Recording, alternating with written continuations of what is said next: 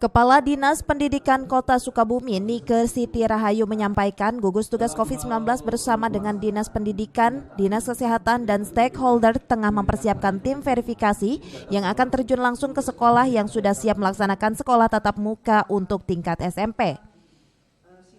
Namun demikian, ada beberapa tahapan yang harus ditempuh pihak sekolah, yakni mengajukan surat kesiapan sekolah tatap muka, dilanjutkan Dinas Pendidikan ke gugus tugas untuk diverifikasi.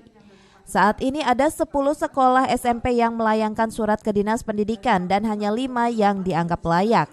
Sedangkan 5 sekolah lagi harus melengkapi sarana prasarana protokol kesehatan yang belum terpenuhi. Kita harus mengevaluasi dulu yang 25% dari jumlah murid ini. Bagaimana nanti kita evaluasi di 2 kali masa inkubasi ini. Apabila 2 kali di masa inkubasi ini tidak ada apa-apa, maka SMP kita akan mulai. Jadi sekarang tahapannya saya sedang mempersiapkan dengan gugus tugas ya, bukan saya. Dengan gugus tugas sedang mempersiapkan tim verifikasi yang terdiri dari Dinas Pendidikan, Dinas Kesehatan, dan stakeholder lainnya seperti Dari Sukabumi, Muhammad Satiri melaporkan.